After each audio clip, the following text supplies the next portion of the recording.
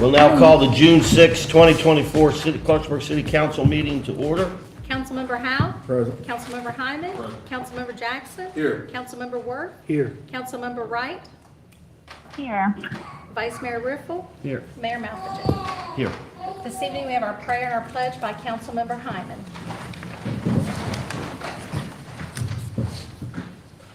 Let us pray.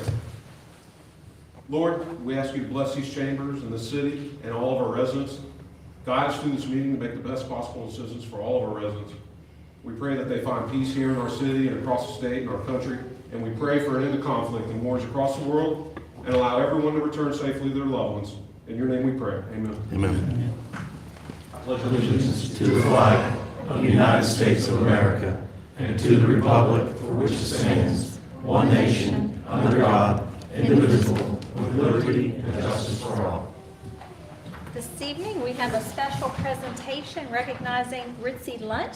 And if our mayor and, Vice Mayor would come forward. Patty, did you stand up when we did the pledge? I did, She said I didn't. of course.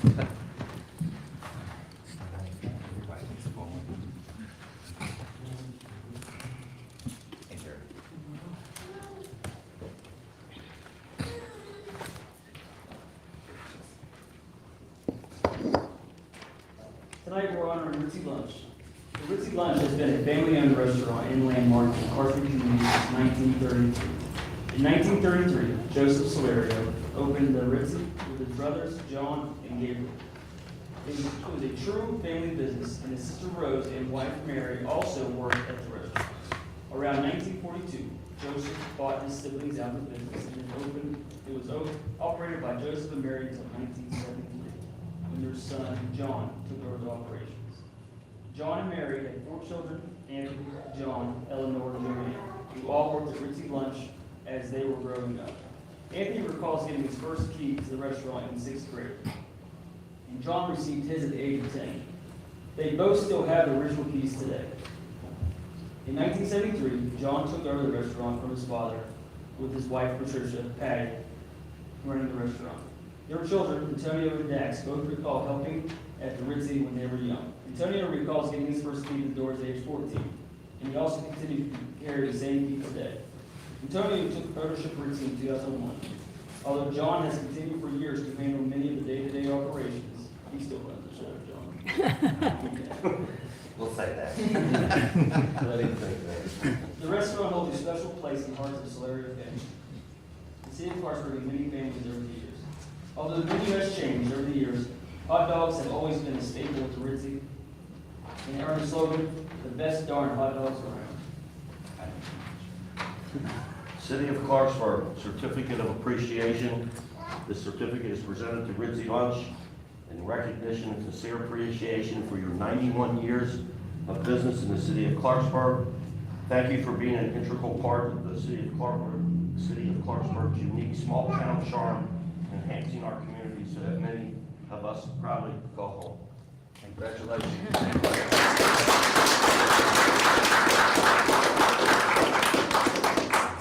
And on behalf of the Solario family, I would like to thank the community and family and friends that we serve on a daily basis and that have continued to support us throughout the 91 years.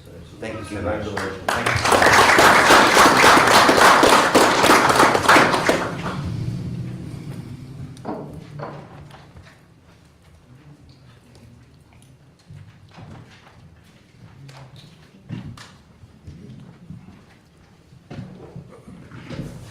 Petitions, communications, and public hearings. Chris Lane wishes to address council concerning speed bump and communication.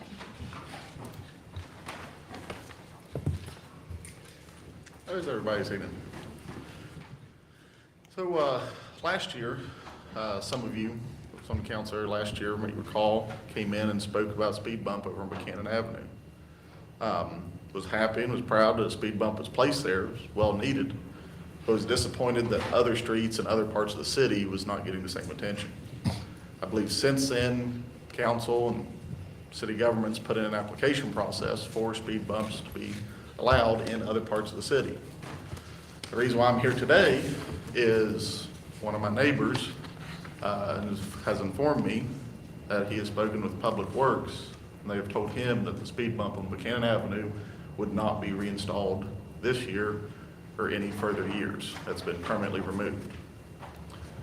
So what I'm curious on is why, in a year's time, how the city was so adamantly decided that Buchanan Avenue required a speed bump, performed a speed study, stood behind that speed study saying that it was done appropriately and it was done accurately, and that the speed bump was needed. And yet this spring, there's been a determination that the speed bump is no longer needed and will not be reinstalled on Buchanan Avenue. To me, it's disappointing. There's a lot of families live on Buchanan Avenue. There's a lot of kids that travel up and down Buchanan Avenue. There's a lot of people that walk in the area. And there's a lot of traffic in that area. I wouldn't be surprised if there's several hundred cars a day that travel down Buchanan Avenue. Most people that live on the street can easily tell you that majority of the cars that come down Buchanan is taking a shortcut from Buchanan Pike to Harrison Street, trying to rush home. None of them's driving slow, none of them's coming into their own driveways. They're rushing through the neighborhood. It's putting the kids on the street at risk, putting anybody walking down the sidewalks, might be coming out onto the street at risk. So I would be interested to hear what the city's standpoint is and why they deem Buchanan Avenue no longer needs a speed bump, when just last year they deemed that it did need a speed bump. Aside from that, would like to go ahead and bring a separate matter to council's attention. I've tried on multiple occasions reaching out directly to the city manager, stopping by the city manager's office, talking with Paula, that's assistant that's adjacent to the city manager's office, several times, all of which I've documented, requesting a meeting with the city manager. In the last couple months, the city manager has refused to provide a date or a time where she'd be available to meet with me. My attorneys have also reached out to the city attorney requesting meetings, and that has also been met with silence. I'm pretty firm on procedure. I've attempted to reach out direct. I went through assistants and admins. I offered to make my schedule available at the city manager's convenience. It's gotten to the point where I've actually had to have attorneys reach out to the city attorney to request a meeting, and all of this has been met with silence. I think Mr. Hyman said it pretty well in the prayer this evening, that the city should be looking out for all citizens. So one thing I noticed on the agenda this evening is, looks like council is doing a performance review on the city manager. I'd encourage all of you to ask the city manager, what deems her discretion to be able to meet with certain citizens and to be able to provide other citizens with complete silence and stonewall them from even having a meeting. On top of that, a previous lawsuit that I had to file against the city for failure to respond to FOIA requests, incurred some filing costs to me. Whenever the city ultimately provided the FOIAs, I agreed to drop the suit for them failing to file the FOIA request. Part of dropping the suit was that the city would reimburse the filing fees. The city manager provided a check once, it was for the incorrect amount. I provided her with a receipt for what the correct amount was, and to this date, I have not received the check for the filing fees. That's one of the items that I was wanting to talk to the city manager about. There are several other items, but I don't know if I have the time to get into them. But I'd be interested to hear why the city manager feels a meeting cannot be entertained at some point at all, and why it's okay to completely ignore a citizen. Thank you. Eric Ziegler, 336 Buchanan Avenue, wishes to address council also concerning the speed hump on Buchanan Avenue. Good evening. This is my first attendance to a council meeting, so thanks for having me. I've watched plenty of them online, though. Watched some last summer about the speed bump. Heard Mr. Riffle talk about his want for speed humps or bumps placed around parks in the city, which I think is probably a good idea.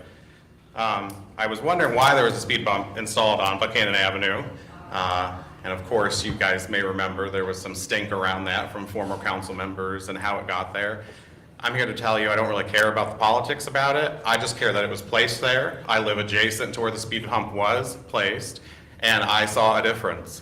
And that's, you know, you guys can lay down strips and count cars and do whatever, but as a resident who has a picture or a big, you know, open window right up to the speed bump, I have a camera also placed on it if anybody wants to see anything about that area. You know, I can provide the video of cars and things, but it worked. So in the fall of last year, when they started pulling it up, I knew it was probably because of winter weather. I guess they had said the year before it should have been pulled up, but it never was. I think we had a mild winter, so we lucked out. But when they pulled it up, I called the city, and I think I spoke to somebody in the city office. They recommend I call Public Works. I called there. The lady that answered the phone assured me that it would be reinstalled. They were just pulling it up due to weather. Fast forward to the spring, thinking, okay, winter weather's over, how come the speed bump isn't being installed? So I called city, I called Public Works, spoke to somebody, was met with, I don't really know why, some kind of resistance about it as soon as I started talking about it. She argued with me that it was a state road first, and I said it's not Buchanan Pike, it's Buchanan Avenue. She knew like what I was talking about, so I don't know what happened, but there was just some odd, you know, behavior there. So I asked if I could talk to somebody about it. I was pretty much refused. There was a gentleman speaking in the background, and he said something like, is that about the speed bump on Buchanan Avenue? And she said, yes, it is. And he said, it's not being put back. So I said, okay, could you please tell me why it's not being put back? Because I am a concerned, you know, resident of that street. I have 3 children. I felt much better about them playing outside when the speed bump was put in. And it was pretty much, I was just told, there's no reason. Well, there's a reason why we do or don't anything. So there's no reason it was being put back.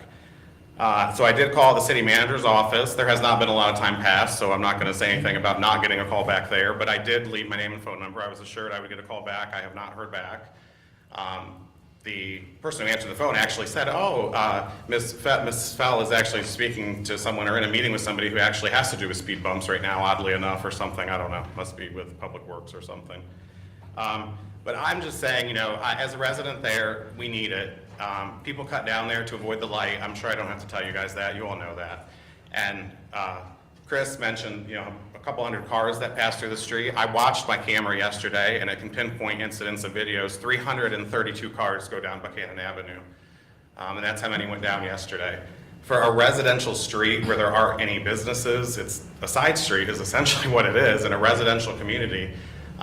There's not, I don't think, 332 cars passing that, you know, live there or kind of are visiting people there. They're clearly using it to shortcut through.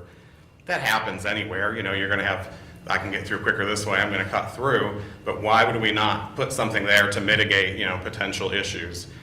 I also question, my understanding is the speed study was done. I would like to attain a copy of that speed study if I could. But I guess there was some stink around that as well, that there was what is the speed limit on Buchanan Avenue? What isn't the speed limit?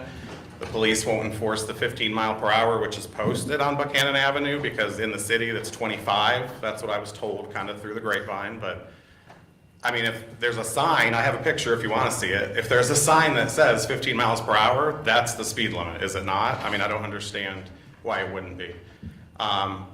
So what I have heard is the speed study was done at 15 miles per hour, and that's kind of why it got approved. And if it was done at 25, that it probably wouldn't have been. So I would like just some sort of form of communication saying that that's why maybe why the speed hump's not being put back in. I do know there was talk last summer too in a council meeting that I rewatched yesterday of whether we could use speed bumps versus speed humps, and like Bridgeport has the concrete style. I don't care what it is, but I just want it back on Buchanan Avenue. I felt much more safe with my children there. 2 of them are here tonight with me.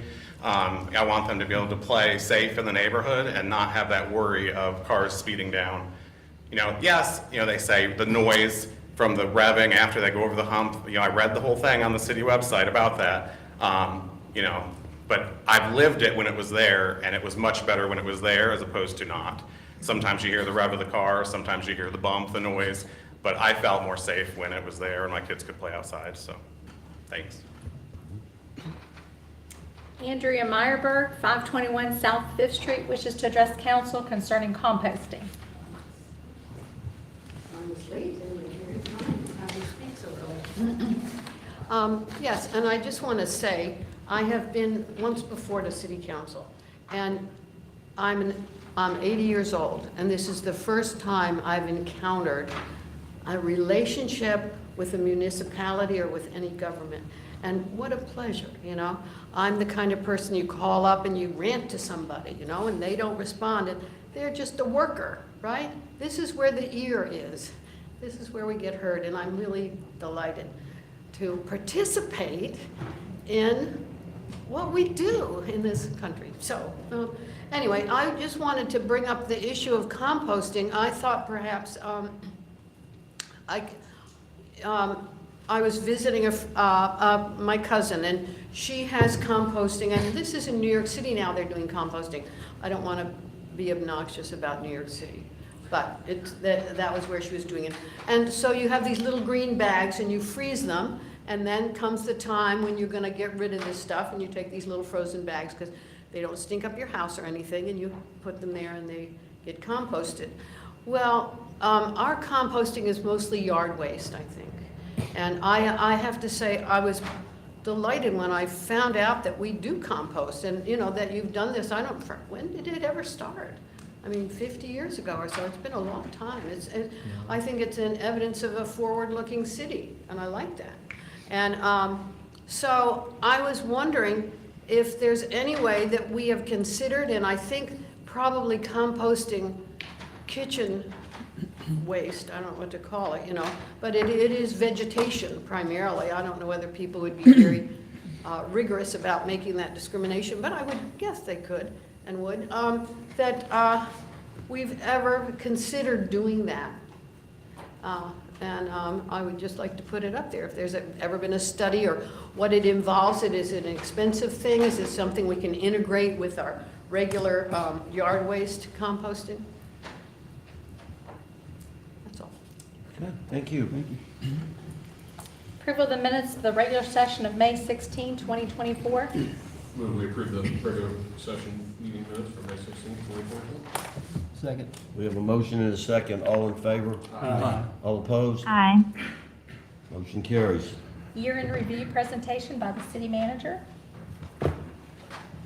Sure.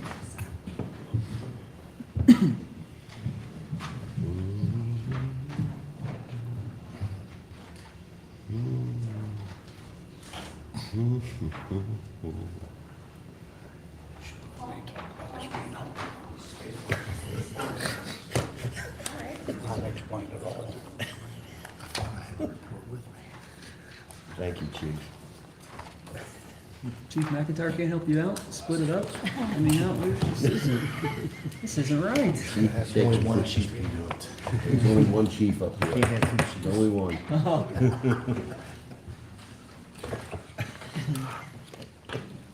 He's the first one to raise his hand. All right.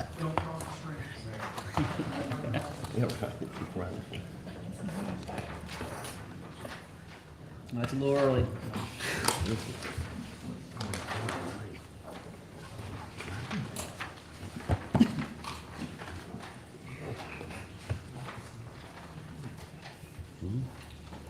So, Council, every month we do a city manager's report, but I thought I would take this opportunity, going into the new fiscal year in just a few weeks.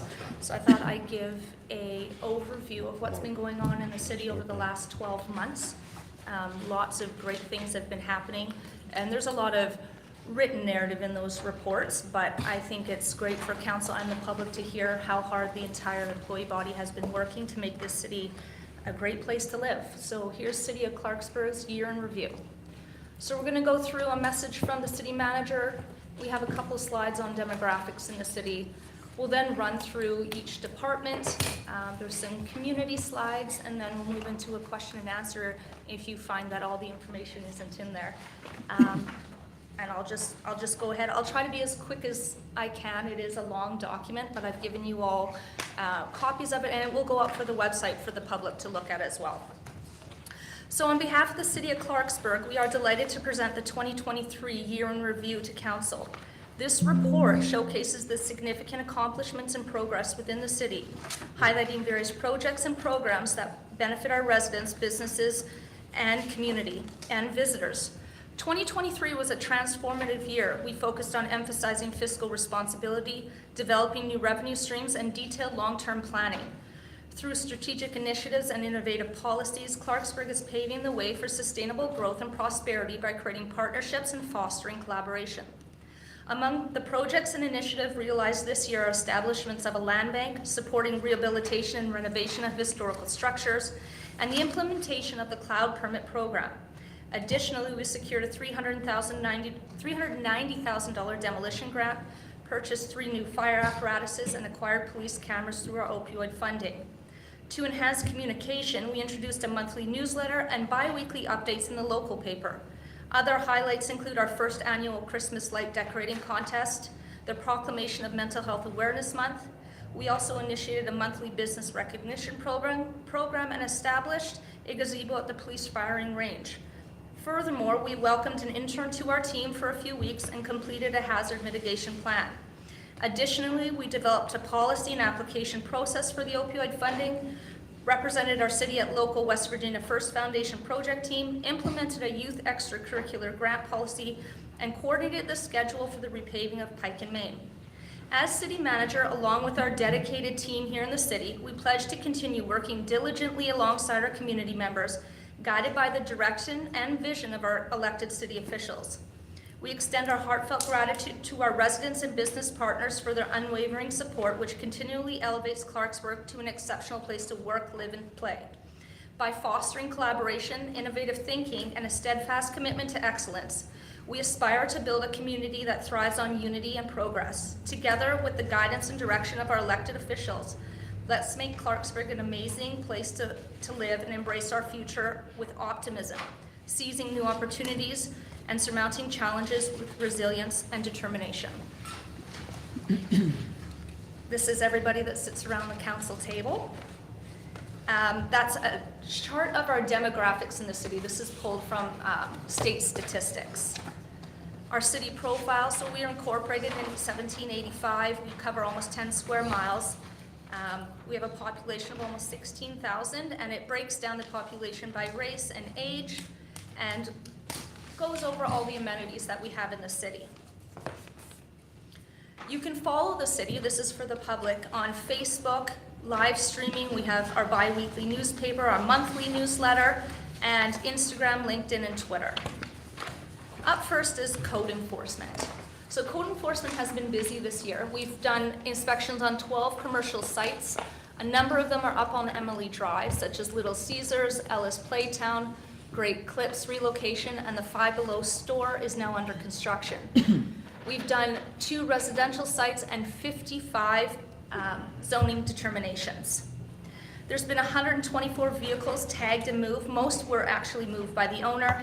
126 illegal off-premises sign removes, 167 entry letters, and 125 courtesy cards, and 78 trash can warnings. We also maintained and updated our condemned property list. Animal control, so we've been keeping the county busy with our animal control calls. We are updating the multi-jurisdictional hazard mitigation plan. The code enforcement goals are listed here. There's 15 goals that we are going to be achieving over the next year to contribute towards that plan. Code also assists the public with questions, plan reviews, and general information. Right now, they have embarked on a project with West Virginia College of Law We are having a review meeting for our zoning map. They've been working on that for about 4 months now. Code also has partnered with the Kelly Miller Center to help with their HEROES grant application. We are creating an ordinance for tiny homes within the city. They're moving forward with their code enforcement training. The cloud permit is in process, so that is the new system that's going to be there for submitting complaints within the city. We're doing our MS4 stormwater reports, and we've just had code enforcement officers are now keeping a daily log of how many calls are going on in the city, so we can identify where the largest areas of need are and continue working on those areas of the city for those violations. And of course, we have our ongoing inspections for our Clarksburg construction projects. For future plans, we're going to expand the cloud permit program for customer service, citizen complaints, online permitting, online inspection scheduling, and print reports. This is a smaller piece of a virtual city hall that we are trying to create with fire and with finance. We are doing some national animal control training. We are looking to develop the TNR program this year. I know Councilor was very passionate about that, and we're looking for some grant funding for pet receptacles. On to the finance department. So finance has been busy this year. They hired a new tax and fee collector. They've updated their procedures in their collections division. They've negotiated a higher rate for the city's bank accounts with MVB. We passed a 5-year incremental sewer rate increase that starts in about 3 weeks. We changed our employee wellness program to make sure every wellness facility or exercise facility has an option to serve the employee force of Clarksburg. We exited the historic tax credit portion of the RG project, and we completed the audit with Tetrick and Bartlett, and it was successful with no findings. And those audits are in your mailboxes. We upgraded our postage and folding stuffer machines. We upgraded copier equipment throughout all our buildings in the city. We completed the annual reports for home rule, the PSC report, as well as the TIF district report. We did have an intern here for about 6 weeks, and that intern helped out in finance. We secured financing for the new dump truck for the sanitary board, and paste shredding destroyed approximately 70 boxes of stale dated documents. Staff is also embarking on some training plans in finance, so they participate in training at the State Auditor's Office, as well as the Municipal Financial Officers Association of West Virginia. The finance department stays very busy with interdepartmental support as well due to their role. So they invoice property owners for work orders, they help with payroll, they assist with grants and economic development. They serve as an employee serves as a treasurer for the sanitary board. We're looking at parking options for Jackson Square, and she serves as the treasurer for the parking authority. They also help with the new market tax credits that are coming due in late 2024. We've entered into a partnership with the fire rescue billing that was passed by council a couple meetings ago. Secured a loan through the new rescue truck through the West Union Bank Country Roads Leasing, and serves as a treasurer for the Clarksburg Fire Pension Board. With the police department, she also serves as treasurer for the Police Pension Board, and requested assistance in bringing businesses into compliance. For the URA board, she serves as treasurer as well. Kim keeps busy, in case you haven't noticed. And she makes sure that the projects and initiatives that are funded through the general fund, the facade grant, the land reuse agency, and our demolition program. She worked with staff to create the land reuse agency, which was funded.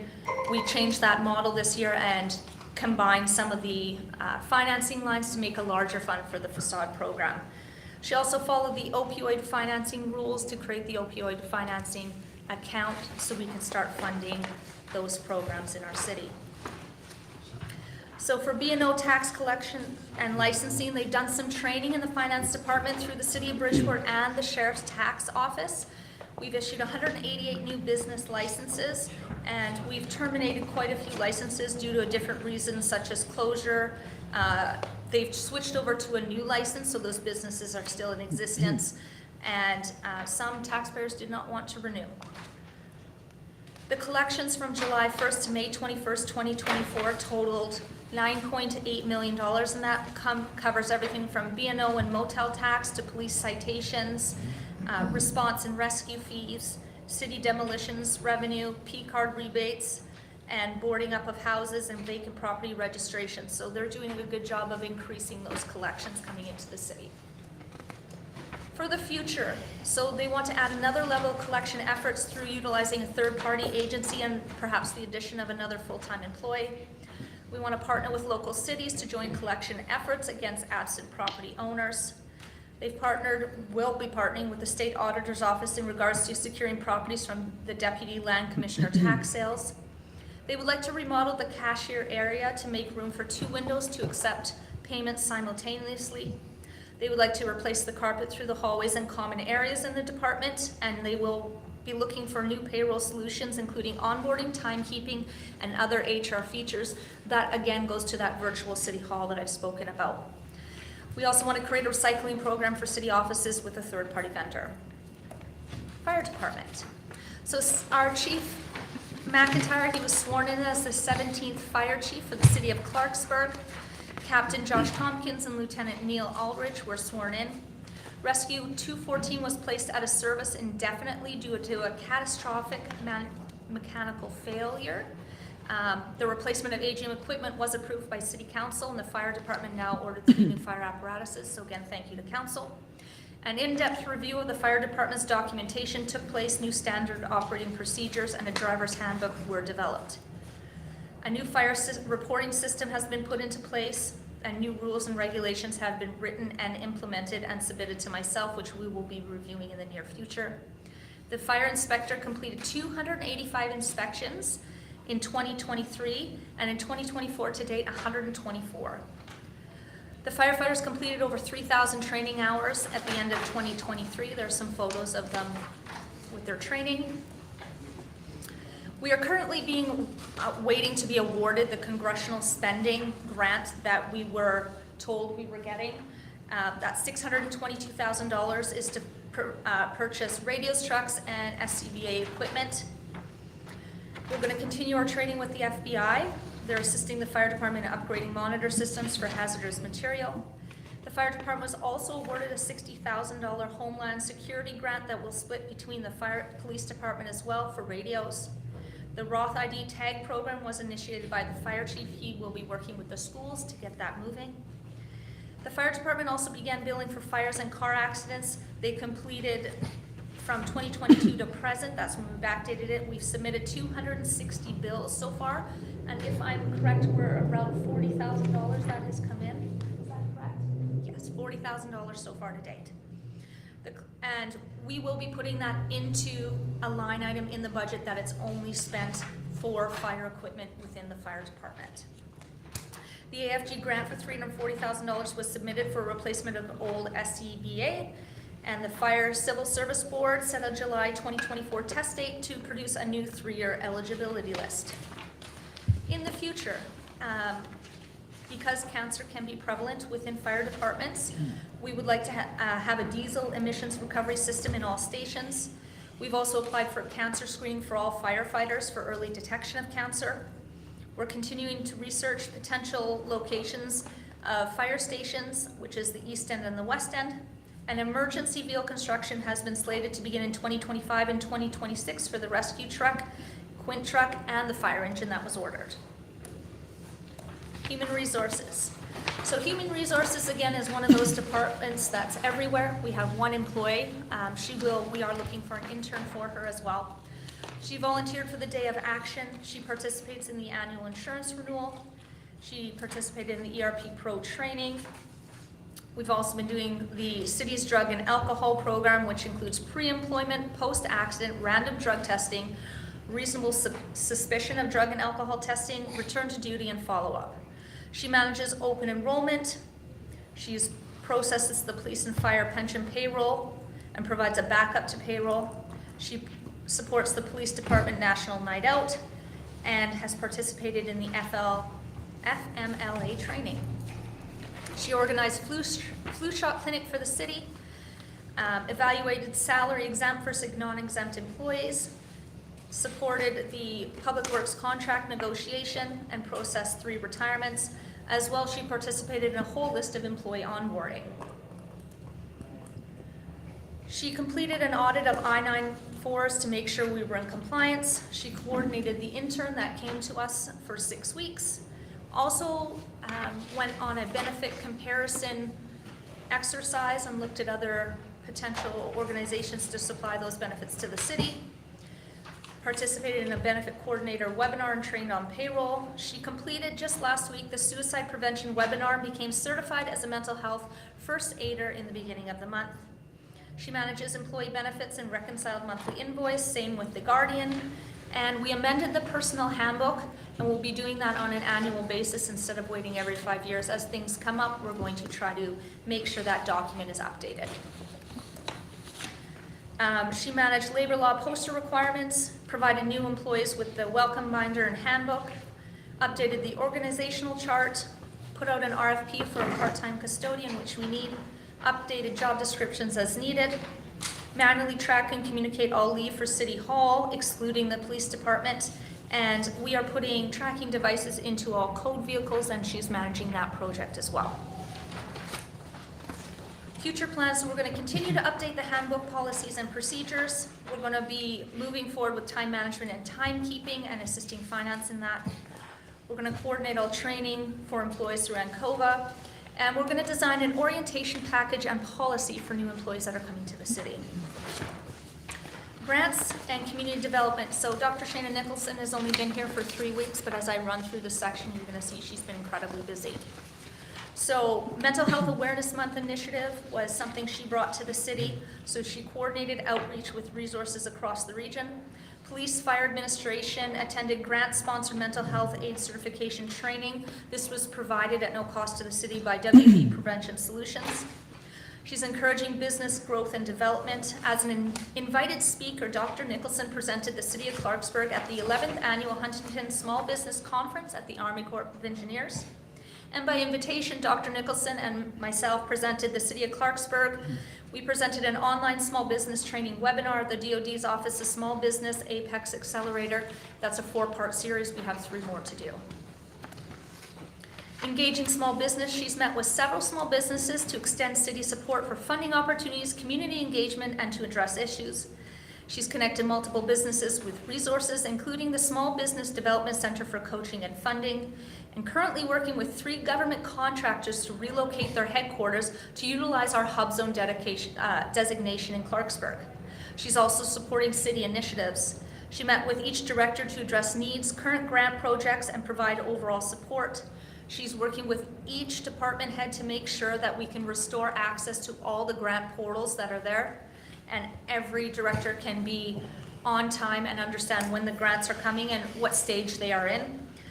She's working to establish an internal database of all documentation for each project access, consistency, and transparency, and providing full updates and transparency and communication to council of all current initiatives to support our budget expenditures and encourage fiscal accountability and responsibility. She attended community outreach and engagement events to support new business openings, mental health resources, and education partnerships. She met with the Light project manager to provide support and guidance for funding to potentially redevelop the village square. She met with federal funding providers to discuss potential partnerships with funding for projects. She's working with groups such as the Clarksburg Farmers Market, Brownsfield's experts, and the Capital Market in Charleston to discuss expansion into Clarksburg or to support establishment into Clarksburg. She also is representing Clarksburg as an invited presenter for the GSA for a training initiative for business resources. So very much focused on community development and getting the city of Clarksburg and our name out there, and that we're open for business. She supported the United Way's grant request development to provide crisis resource for the Clarksburg Police Department to manage drug and mental health crises within the city. You will be hearing that presentation a little bit later on in your agenda. We're working with the Mountain State Film Festival to discuss options for filming locations within the Clarksburg area, as well as supporting the Mountain State Film Festival event. I will be there as well. I've been invited to participate as a judge in that event. We are working on creating an internship program with education partners and working to potentially establish a presence in downtown Clarksburg. She's connected with the SBDC and CVB to establish a business networking event for Clarksburg to highlight the Hub Zone and Opportunity Zone allocation to recruit new businesses into the area, as well as to renew the Opportunity Zone for Clarksburg. We have a meeting set up with Highland Hospital next week to discuss opportunities for support and crisis care. She's also contacted several national franchise chains to develop in the city, including grocery stores, restaurants, and support services. Future plans. Create partnerships with employees for on-the-job training programs, preparing residents for high-growth careers. Promote civic and volunteer opportunities for fostering connections that encourage residents to stay and contribute to our community in Clarksburg. Develop an opportunity fund and extend the TIF district eligibility and market the Hub Zone status to business and developers in the region and outside of the state. Target potential opportunities for collaboration and funding support through the State Economic Development Office to highlight Clarksburg potential. And establish a community development webpage with resources, highlights, and events for community access and information to increase tourism and commerce. We want to support and highlight the existing businesses that we have in Clarksburg because we are very grateful that they're here. We want to maintain an accurate and up-to-date inventory on available buildings and development site, and that will be on that new website we're creating, and establish a resource network of engagement priorities and marketing campaign that advances the overall successes within our city. Now on to the library. Now I know the City Council isn't in charge of the library, but it's a critical component of our city. So I want to just give a quick highlight of some of the things we do and express our thanks. Amy's here today, so. They have 331 visitors daily to the Harrison Clarksburg City Library. They had last year 28,770 items checked out of their library, and they offer 20 different databases that are free to anybody that comes into the library. It offers financial advice, legal documents, yoga, foreign language, genealogy, homework help, and basically any topic you could possibly think of, you can find that information. And to highlight, last year, they filled 600 backpacks for Harrison County students and gave them out at the library. So that's a great program for the community. They do all kinds of programs like hobby hunters, author events and book clubs, fitness classes, and they have a mobile library. Last year when Kelly Miller Center had Art in the Park, that mobile library was at every facility within those 4 parks in Clarksburg. So great partnerships coming up throughout the city. For support services, they have public use of computers and Wi-Fi. They offer notary services, passport processing, print services, and technical support. And some of the highlights from last year is their support of First Fridays and Winterfest, the Solar Eclipse Party at the Waldemore, their Mother's Day tea, English as a second language and literacy classes. The Digital Den just premiered in May, and that's great, especially for teenagers. And again, partnerships with the Kelly Miller Center and the Clarksburg Mission. So just doing so much to engage our community. The police department. So the renovations on the main floor complete. The new flooring and paint in the patrol squad and record room is all done down there. I encourage council, if you haven't seen it, to go take a walk. Our police chief is incredibly grateful that council supported that.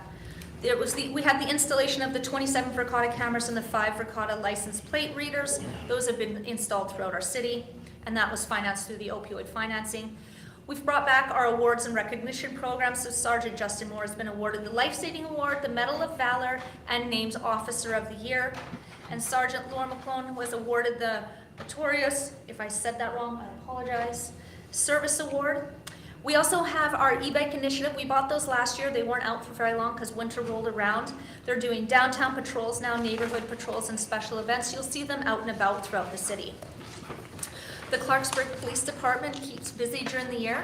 They did 392 crash investigations, 1,667 reports taken, 1,201 misdemeanor arrests, and 164 felony arrests. Below is a list of felony indictments. You guys can read those at your leisure. Also, 2 members of the Clarksburg Police Department assigned to the Greater Harrison County Violent Crimes and Drug Task Force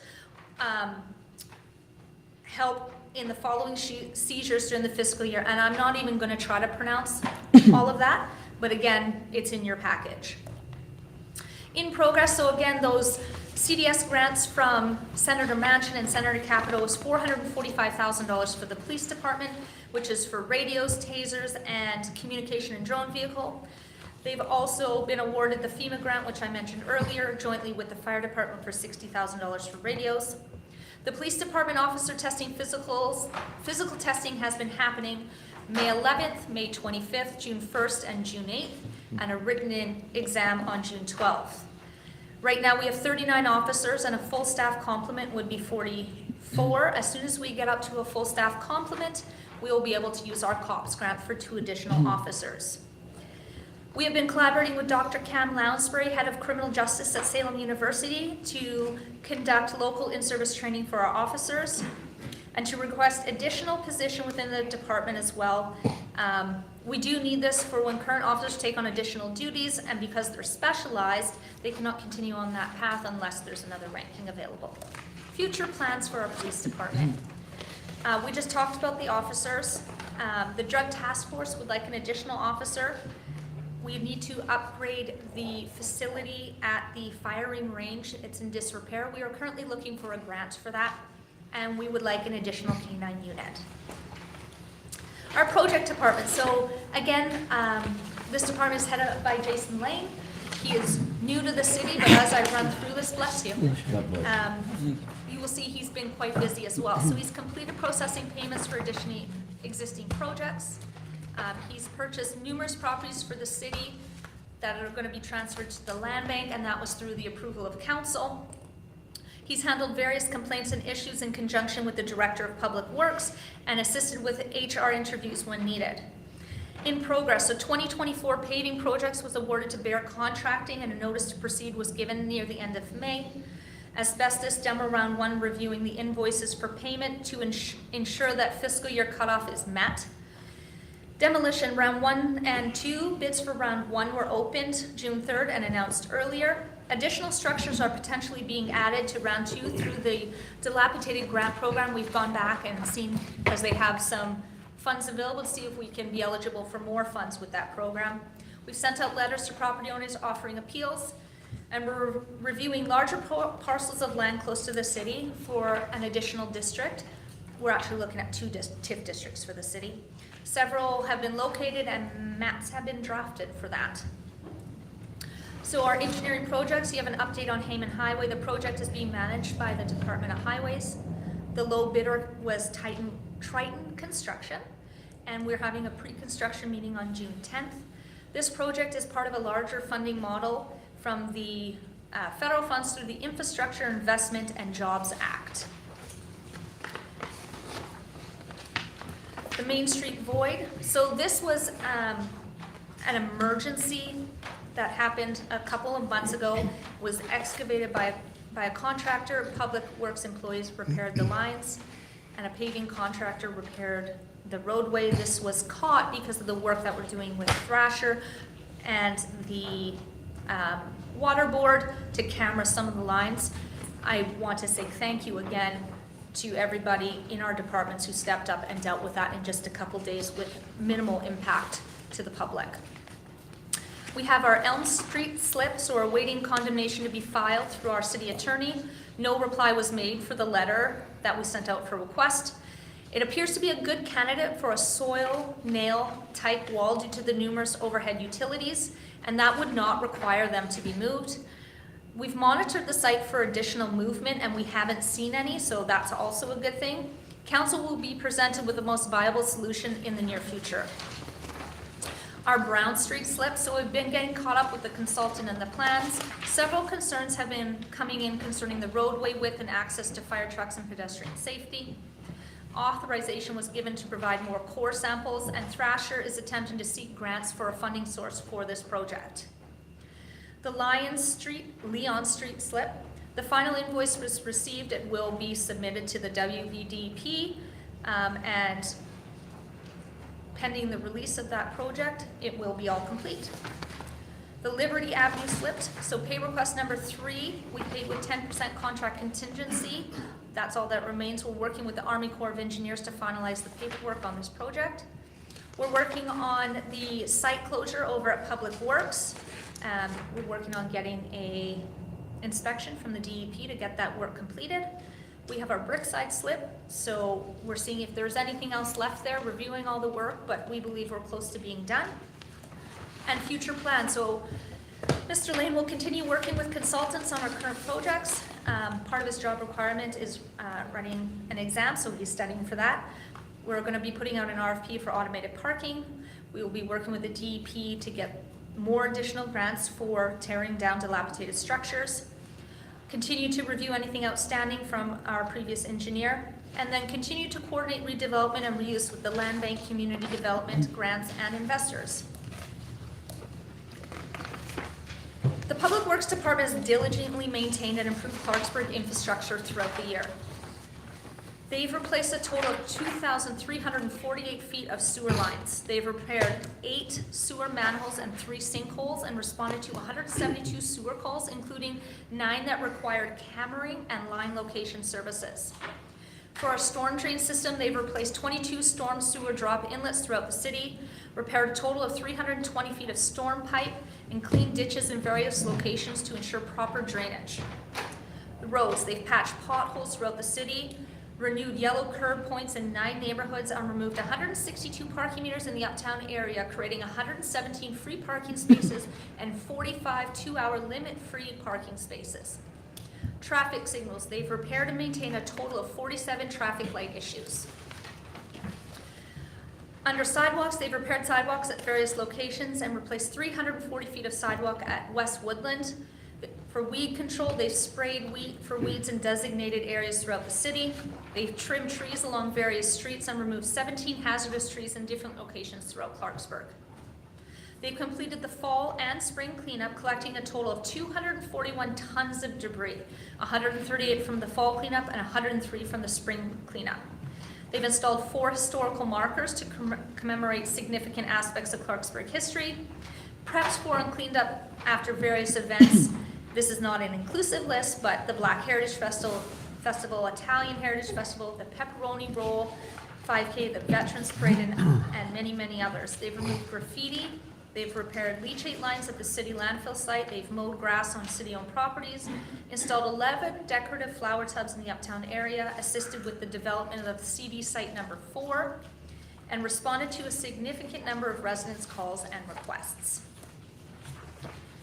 They've performed various maintenance tasks on city infrastructure, ensuring smooth operation of essential services, including responding to 23 NOVs, answering a total of 67 after-hours call, cleaned 5 manholes at Oak Mountain Road, repaired 8-inch sewer line and 2 raised manholes along Route 98, repaired a 24-inch line and sinkhole at Martin Street, lined 500 feet of 12-inch sanitary sewer line on Bridge Street, installed 40 feet of 12-inch storm sewer and 2 drop inlets on Nutter Street, replaced lid and ring on Riverbank, repaired the lateral at 242 Jackson, installed new sewer manholes on Simpson Avenue.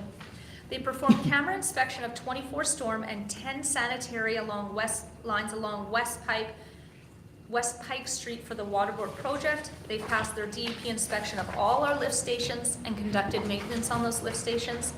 They've also checked the trunk line on the West Fork at Park Boulevard and Sandy Boulevard. The Public Works Department's efforts throughout the year to keep our city clean and promote sustainable practices. As you can see, we've collected a significant amount of yard waste, over 338,000 pounds from residents. This material was then processed at our compost center, resulting in over 816,000 pounds of nutrient-rich compost. Additionally, the department played a role in diverting wood waste by receiving and processing it from outside contractors.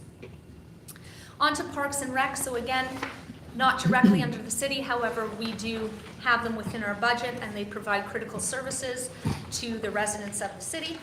So they've completed a mini golf remodel, a dog park upgrade, repairs to Memorial Bridge, replacing the Harrison Street Playground, upgrades to the Frank Gloria Field, a facelift to the amphitheater grounds, and veteran trails improvements.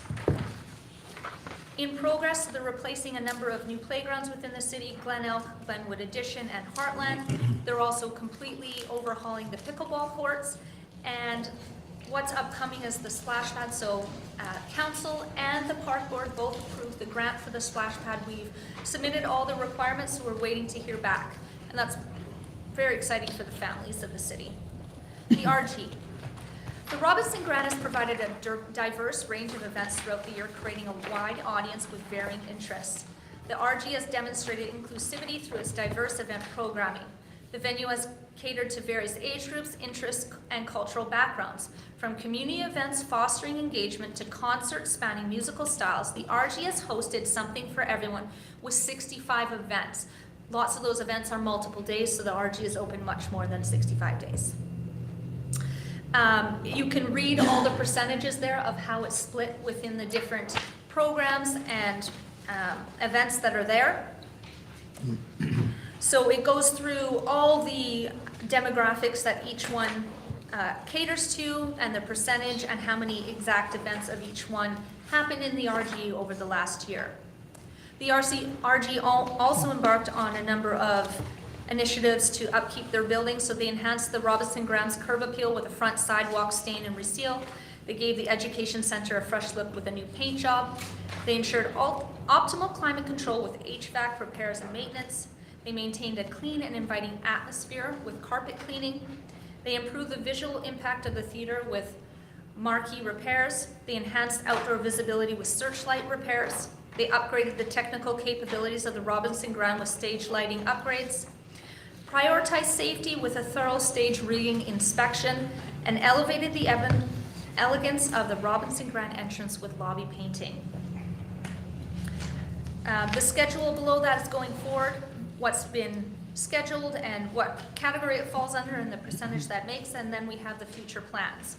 So we have the upgrades to the ballroom and bar area, enhancing the dressing rooms and green rooms by painting, working to stain and reseal the front sidewalks, carpet cleaning again to enhance cleanliness and comfort, to create a semi-permanent escape room. That's a new project they're going to be working on, and audio upgrades. On to our sanitary department. So the sanitary department has been busy this year. They've hired Mr. Tim Stranko as an attorney.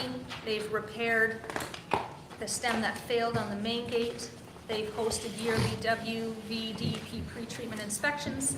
They've passed all their inspections as well over the last year. They've installed new camera system for the plant.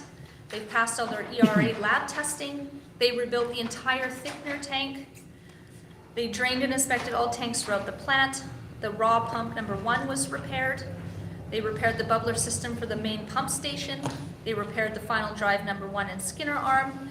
And a few of these were emergency repairs as well throughout the year. They submitted updated risk management plan for the wastewater plant to the EPA. They painted all lines throughout the tunnel. They installed 2 new VFDs. They installed new sulfur dioxide scale system. They repaired the final drive number 3. They installed a new auger for the vortex gritter. The Freightliner accident that happened was unfortunate. Everybody was okay. And we purchased a new used Mack dump truck for the sanitary department. The CSO inspector and workers cleaned up trash at 4 different locations. We repaired and rebuilt the final number 2 drive and updated the industrial sewer ordinance. And yearly tank inspections will be commencing soon. So we've ordered the John Deere lawn tractor and John Deere subcontract. At the time I wrote this, they were on their way. I think they've been delivered now. I got a nice picture of them. I should have put that in here. We're working on the installation of the hot water tank and eye wash station in the new garage and renewal of the 5-year NPDES permit. It's due in November of 2024. Future plans. So this is phase 5 of the long-term control plan, valued at $3.15 million. So they'll be doing all what's listed below: new sewage pumps, addition of a filter belt press, demolition of the lime silo, new boiler system, 4 new compost samplers, surge protector, and installation of pervious concrete for driveway to new garage. Those will be coming up in the near future. We're also replacing older vehicles, looking to replace the 2011 Ford F-250 in 2025 to 2026. We're also going to paint office walls and strip and wax the floors. On to community events. So this community is amazing for all the volunteerism that is here. There's all kinds of events for families and seniors and everybody in between to avoid. So last year we saw First Fridays, Art in the Park, Trunk or Treat, neighborhood block parties, and Winterfest. All the details are in your presentation. You can also find them on our Facebook page and the city website and city event calendar. We have our festivals in Clarksburg, which is the West Virginia Italian Heritage Festival, the Black Heritage Festival, Jesus Fest, and the Mountain Craft Film Festival. And our 5 and 10K races, such as the Greater Clarksburg 10K race in June, the Pepperoni Roll 5K in September, and the Heritage Festival Spaghetti Run in May. That comes to the end of my presentation. Council, do you have any questions for me? Or comments? Anybody have any questions for Ms. Bell? I have no questions. I would like to say, job well done, to City Manager Fell and the entire city team.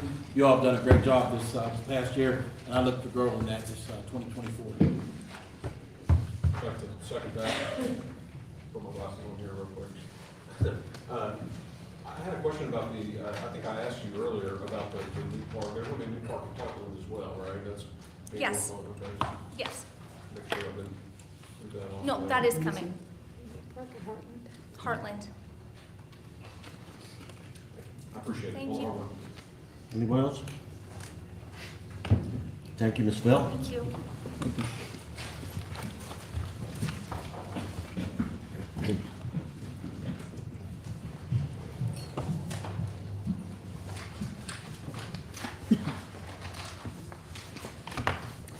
Unfinished business, consideration of first reading of an ordinance exercising option and purchase of YMCA real property from the Municipal Building Commission, Clarksburg, West Virginia. This ordinance was tabled at the May 16th meeting. So moved. Second. We have a motion and a second. Discussion. We have a discussion. Were we not gonna bring the YMCA director or the board members in for discussion, I thought? Based on the last discussion, it was tabled. That's what I requested. I had a counselor ask to put it on this agenda, so it's on this agenda. And if this passes, of course, we'll bring everybody in for a work session discussion when council, we can schedule that in early July, because the library also needs to meet with council, discuss their plans as well. Okay, so my request is not gonna be considered until after it passes? Honestly, I'm gonna put it back on the agenda. I didn't remember that. Now that you say that, I remember you saying that. I still like to have that discussion, once we move the thing. But I honestly, I did forget about you mentioning that. I will take. Well, since it's under first reading, can we have the YMCA In come, between the readings? come for the second reading to discuss? Yep, of course. Yeah, you can move forward with this today, and then we'll schedule a meeting with them to come in between the next meeting, Well, I would, or at the next meeting. it would have to be at the next Mhm. meeting, because if you're gonna wait till July to have it, then it's probably Yeah. already gonna be, presented as second reading, which Yeah. is the passage. I will schedule So- that tomorrow. Any other discussion? All in favor? No. Aye. All opposed? Aye. No. Martin Howe, No. Will Hyman, Mark Jackson, Yes. Wayne Worth, Yes. Hattie Wright, Yes. Vice Mayor Riffle, Yes. Mayor Malpajet. No. New business, consideration of first reading of an ordinance authorizing the acquisition and construction of additions, betterments, and improvements to the existing public waterworks system of the city of Clarksburg and the financing of the cost not otherwise provided thereof through the issuance by the city of not more than $35 million in original aggregate principal amount of water revenue bonds, Series 2024A, West Virginia DWTRF program, providing for the rights and remedies of and security for the registered owners of such bonds, authorizing execution and delivery of all documents relating to the issuance of such bonds, approving, ratifying, and confirming a loan agreement relating to such bonds, authorizing the sale and providing for the terms and provisions of such bonds and adopting other provisions relating thereto. So moved. Second. We have a motion and a second. There a reading? Oh, I'm sorry. Excuse me, I thought there was gonna be a public hearing. I'm sorry. Disregard. Sorry about that. Any discussion? Any discussion? All in favor? Aye. All opposed? Motion carries. Consideration of first reading of an ordinance authorizing the acquisition and construction of additions, betterments, and improvements to the existing public waterworks system of the city of Clarksburg and the financing of the cost not otherwise provided thereof through the issuance by the city of not more than $12 million in aggregate principal amount of water revenue bonds, Series 2024B, West Virginia DWTRF lead service line replacement program, not more than $12 million in aggregate principal amount of water revenue bonds, Series 2024C, West Virginia DWTRF lead service line replacement program forgivable, providing for the rights and remedies of and security for the registered owners of such bonds, authorizing execution and delivery of all documents relating to the issuance of such bonds, approving, ratifying, and confirming loan agreements relating to such bonds, authorizing the sale and providing for the terms and provisions of such bonds, and adopting other provisions relating thereto. So moved. Second.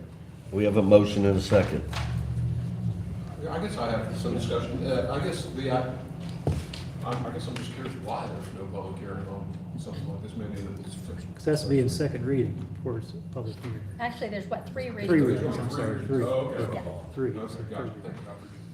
Thank you. He must be. Just making it confusing. One question I have is, Tom, I know you do a great job at these, very wordy, which I love. Can you explain on this item, the Series 2024 C, the bond, you have the Series B and the Series C. Are these two different bonds here for this? Yeah, so there's three different series of bonds. One is under their traditional DWTRF loan program. So that's fully repayable, which will be the A series. And that's 0.5% repayable over 40 years at 2.25% administrative fee. Then we've got the lead service line replacement loan and then forgivable. So the DEP, the way this program is structured, they're not able to do outright grants for the program. So they do that particular disbursement of funds as a forgivable loan. So basically the way that it works is at the completion of each fiscal year, the disbursements of the loan that have been made during that year are forgiven. And then once you get to that last June 30th, then the loan is discharged, and it basically has the effect of a grant at that point. Okay, thank you. So, and the other, the repayable portion, so just the lead service line, it's a different program, so it has to be under a different series designation. It is repayable, but it's a 0%, 30 years, and then 0.25% administrative fee.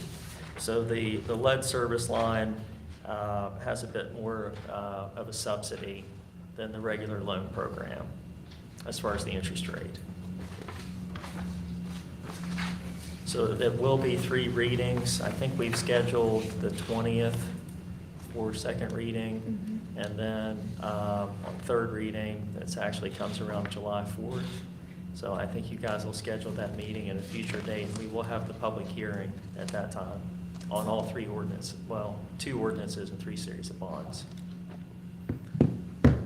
So any other questions on that? The loan amounts right now, based upon the current Schedule B, which is the budget, that's being finalized, but it's getting pretty close to final. course, you won't have a final budget until after the bid results are open, but based on what we have right now, 26 million approximately on the base loan, DWTRF, and then 6.1 on the Series B at the 0% lead service line, and then 6.4 million on the forgivable DWTRF loan. We're trying to narrow down the list of what's needed in order to get authorization to bid the project. And so basically nearing completion of design, at which point we can get a binding commitment letter. So hopefully that's going to be in the very near term. Easements, we need to have 80% of easements obtained. There's not a lot of easements for this project, but I want to say there's like, what, maybe 50? Yeah, getting very close to that threshold. Preliminary CPA certificate, which I just need to get it signed, but basically we have everything in place for the rates. The Water Board had enacted a rate ordinance, which is going to provide the coverage necessary for the bonds. So CPA certificate should not be a problem. I think those are the main items that we need to get that authorization. So getting very close. Thank you. We have a motion and a second. All in favor? Aye. All opposed? Motion carries. Consideration of first reading of an ordinance establishing salaries or compensation for municipal officers and employees for fiscal year 2024-2025 and replacing all inconsistent ordinances.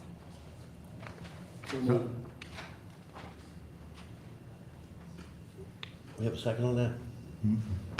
Second. We have a motion and a second. All in favor? Discussion. Discussion. On this one, probably would table it, but from the printout we received in the packet, I think based just really upon transparency, and this is the first time I've seen it submitted like this, but you know, obviously you have the low range, the high range, and the annual base salary is typically what they come in at, or what the COLA would equal. But this is the first year I've ever seen it listed not by the gross amount. It's listed by hourly rate, which I think that's not really very transparent to the public, you know, to let them know what the employees make based upon title and things such as that. So that's one issue I had there. I really hope we can get that changed prior to next reading for this. And additionally, have some heartburn with some of the splitting of salaries through various funds. So I think that's kind of a little bit misleading to the general fund as well. You know, sanitary board is supporting a decent amount of salaries in here, which I understand in the past it's been done that way with the finance department and some others, and the MS4 director as well. But you know, some other ones in there are 50-50 splits, and you know, I voted no against the budget. But again, I think you need to really be aware that some of these splits are affecting other budgets and do have a direct impact to the general fund as well. So to address the hourly rate versus the annual rate, that's to follow the guidelines for FLSA. So the salaries are people who are exempt, and the hourly is non-exempt, and that's federal guidelines. So we can add another column in to give everybody a salary, but again, that's not accurate because it depends on how much they work because they are paid hourly.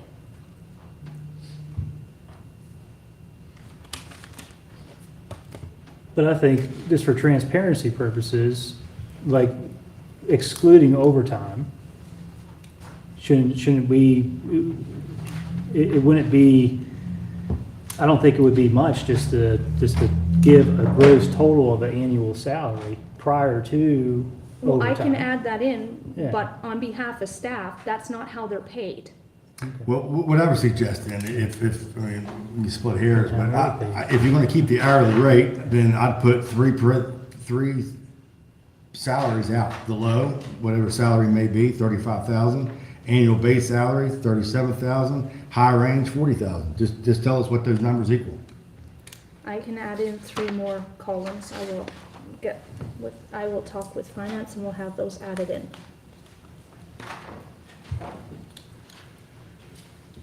I have a question. Is there a reason, and I read the paper from the other day, and I guess Annette was quoted in the paper, I think, it was quoted that council members were not included. Is there a reason that council's not included in that? Or? It's never been that way. It's just never something that's been done. Okay. Also, in the budget, there was a city planner. If you notice, that salary is not in here, and when we do a 2024 revision, that position, I'm requesting be removed from the budget because it's not a position I believe that we need at this time. And then additionally, I don't believe, I could be wrong, under Public Works, it does list seasonal, summer, part-time. That, I don't know how many employees those are, but It's 4. 4. But those were not in the original budget for this year as well, correct? It's now in the revision? It will be in 2024 as a revision. There's 4 part-time from now until, well, it depends on their age. If they're in school, they'll stop August probably 15th. If they're out of school, they'll probably be around to the end of September. They're to deal specifically with NOVs. So they are listed in here as well.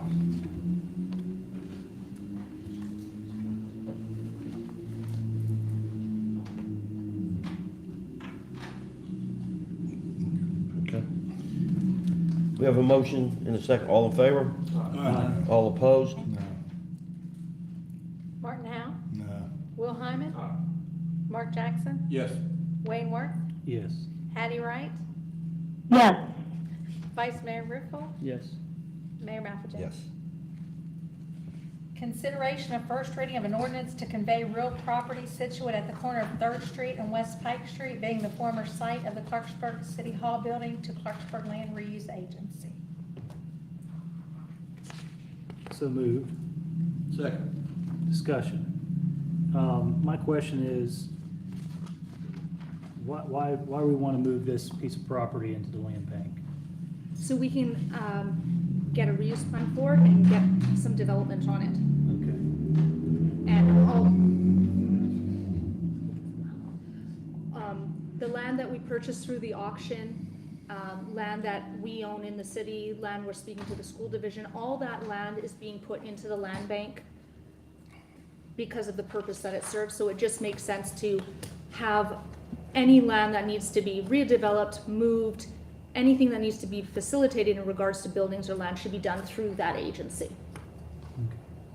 And so if it's already a city property and it's moved into the land bank, it doesn't have to be offered to the adjacent landowner, right? It does not. Okay. All right, that's all I got. My question would be, I think several months ago, we requested, and I thought the council all agreed, that a redevelopment plan should be put forth with the Urban Renewal Authority. Has that never been done?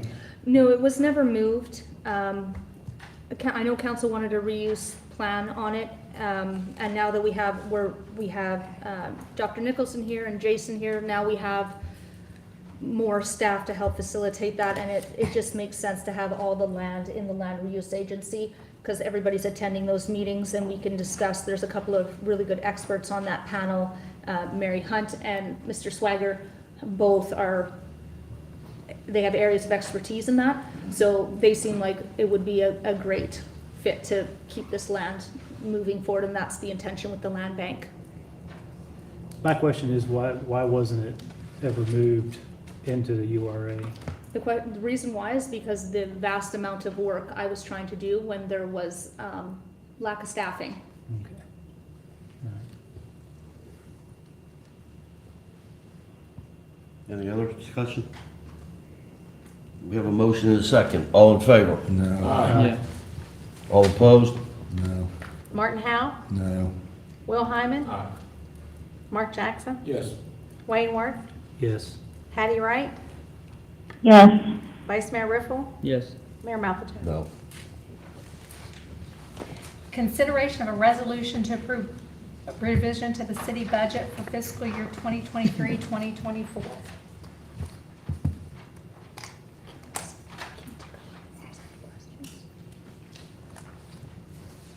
So moved. Second. Kim, could you come up and answer any questions that we may have?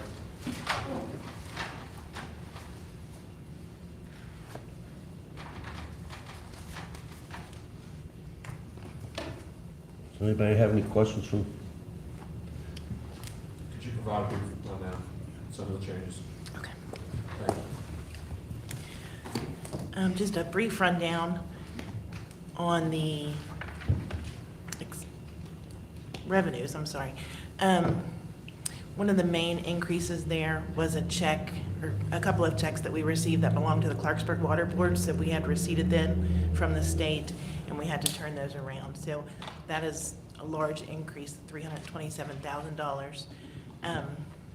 Then we did increase the response and rescue fees, that we have already surpassed what we thought we would, by $10,000, and P-card rebate went up.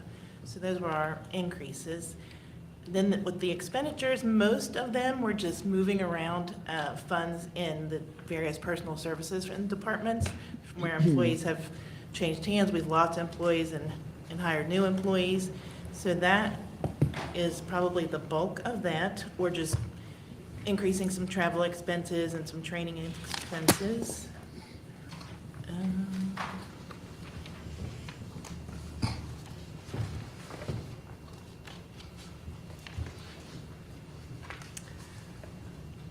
They're all just basic moving money around to satisfy the. Can you go over the election part? Because Yes, that's we did important. put $5,000 in the election costs because Annette is expecting maybe an invoice from the county for that, and we didn't have anything budgeted for that. Okay. Any other questions Well, from Ms. Karakosas? I'd be remiss if I didn't. Since you brought up the elections, it's not a financial question. But more so, I guess, more of an election question. Annette, have we received the final results from the county? I did receive those this week. Do you mind sending those to all of council so we can see, does it have their minutes with it and documented how they? No, I just received a certification page. Did it also have a percent of the voters that voted in the city versus not the county, just the city? Yes. And then lastly, I'll just make a general comment. I noticed on the Facebook page, somebody directed my attention to it, which I typically don't get on. I noticed that Mr. Spires, I guess, had a little input on social media. And just to clarify, in case he's watching, maybe he's a fan, I've never mentioned his name at the last council meeting. Never did I say Mr. Spires said.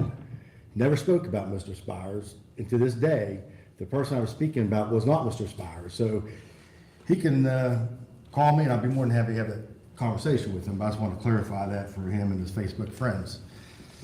I do have a couple other questions pertaining to the budget. Are we, on page 10, on there, are we projecting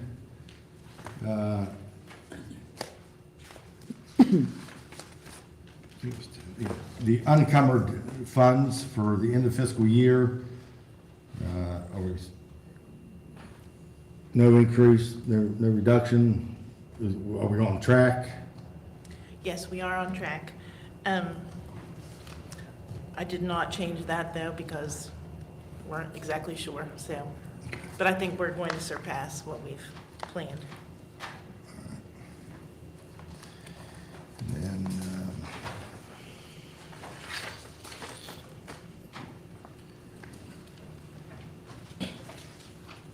So I guess this is just an operational question under code enforcement.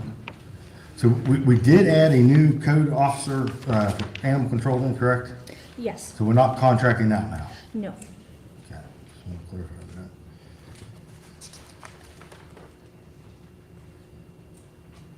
that. Under personnel, there's a decrease there for annual drug employee testing. We're not doing any? We moved that to Cole Severance, I believe. You moved to Cole Severance, okay, all right, thank you.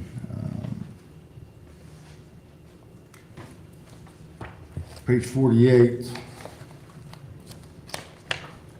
street department, just an overall decrease in the amount, but the original budget was 19 employees, and you stated there's currently 17 employees in that department.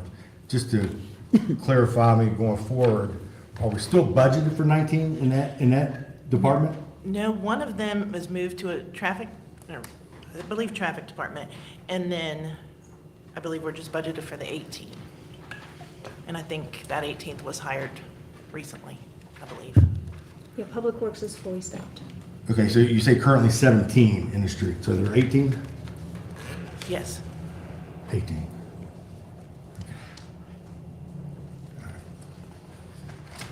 Just want to make sure, well, Mr. Lopez left, but just because in general, typically union likes to make sure that the specific of how many employees are in each sub-department within the Public Works. I know there's confusion about that in the past, so they like to keep track of, make sure we don't lose an employee that was previously funded years ago and it miraculously disappears. So I just want to make sure that stays in there. So 18. Page 52, traffic. Again, just to clarify, there was 3, now there's 4. So is that the one that moved? Is that where you went? Yes. Okay, just want to make sure. And then, last but not least, legal services. So we had a large decrease of 66,000. And it was necessary to decrease the salary and wages, but then increase the legal fees to the city attorney's firm, because he has not yet begun his employment at the city. Now, I'm confused, because I know May 2nd, I questioned city manager about the city attorney. And I kept getting answers, personnel, can't discuss it, sensitive, a lot of answers. Yes, couldn't get a yes or no, is he works or not work for the city? So I guess now, he does not work directly for the city, he's contracted, correct?